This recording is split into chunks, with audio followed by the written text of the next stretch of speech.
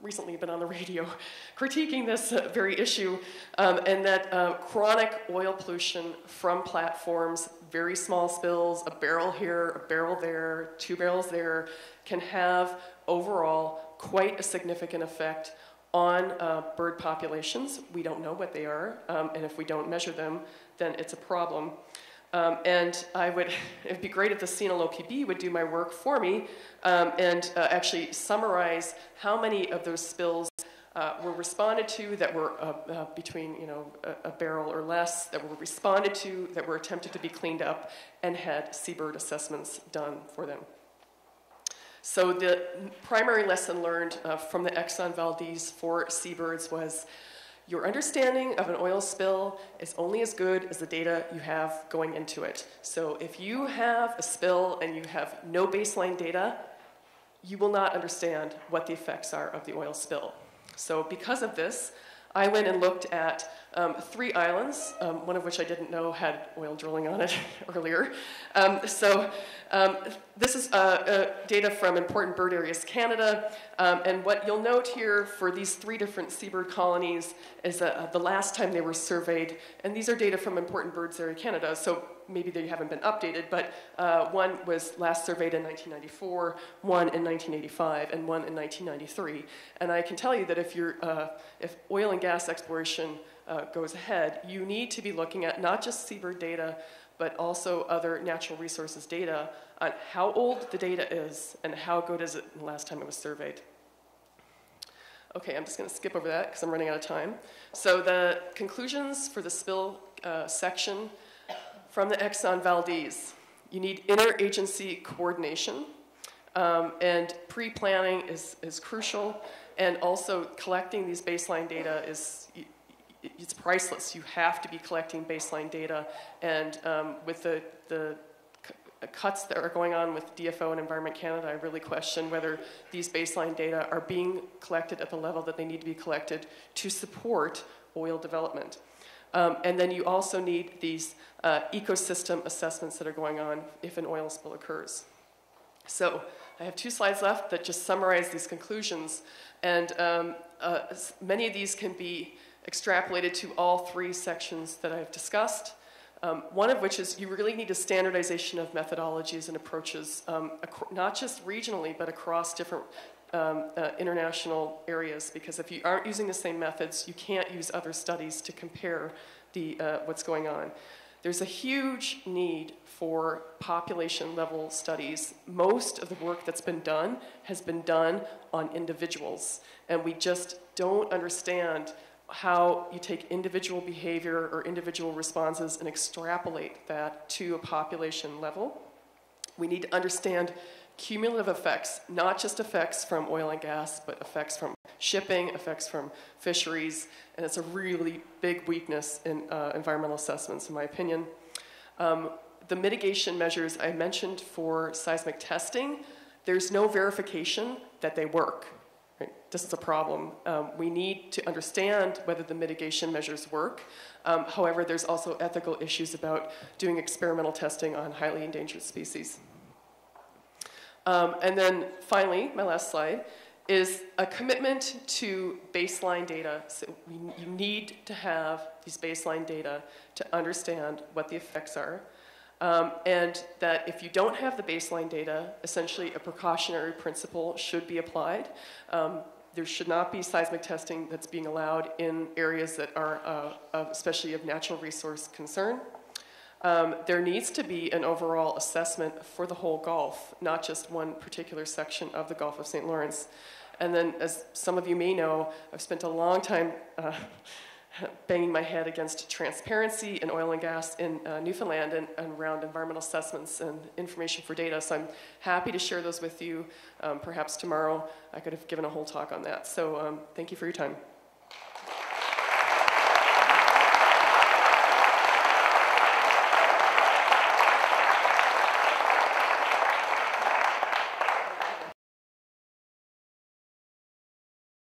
On va donc commencer la période de questions. On se donne une dizaine de minutes. Allons-y.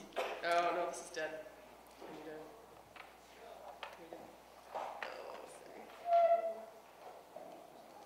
I need another headphone.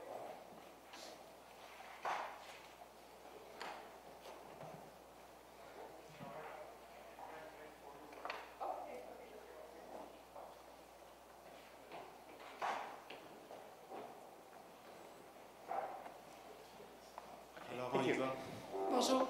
Donc, s'il n'y a pas d'autres questions, je vais en poser deux. Je m'appelle Marianne Papillon pour le Centre de santé ici aux Îles-de-la-Madeleine.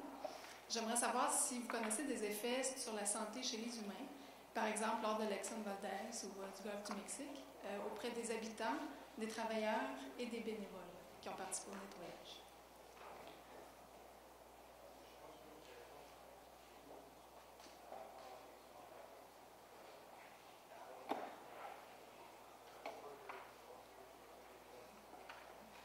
Yeah, it's a big weakness in my area, so I'm really focused on wildlife.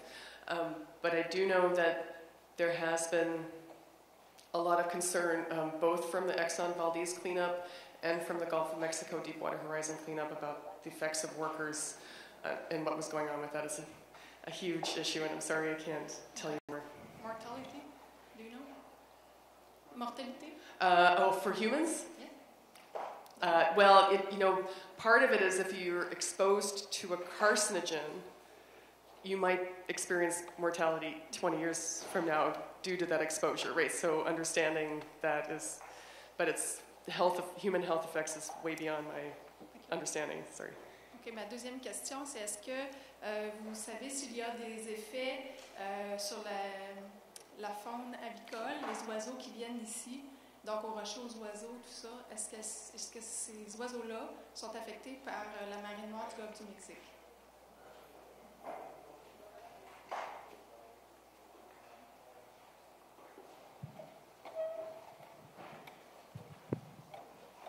I study a species of bird that migrates to the Gulf of Mexico, and we're going to be looking for those effects this summer.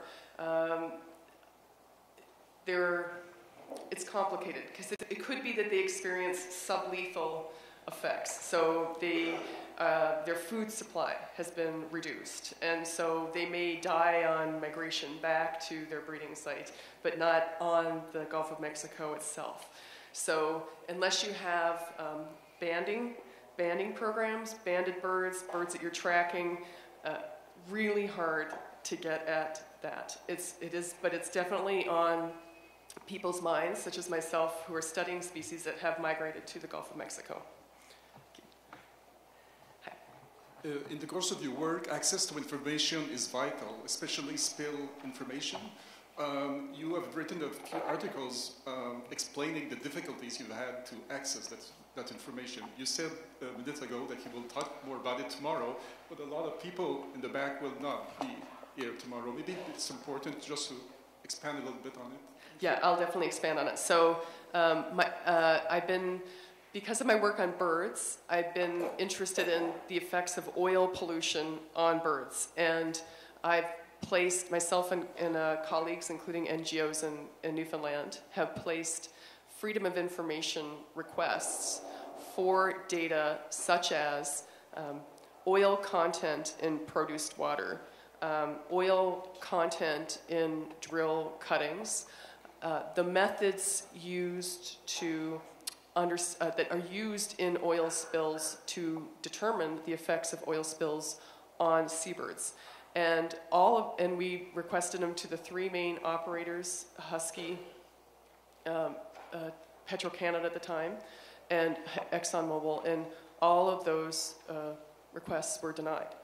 And so this has been an ongoing debate with the Offshore Petroleum Board, that this is an issue, and myself and a colleague have recently written a policy brief on separating out environmental protection from the Offshore Petroleum Board to the governments, and also recommending that this Section 119 is a huge problem. I mean, we're permitting these operators to work in public waters, and those data should be public.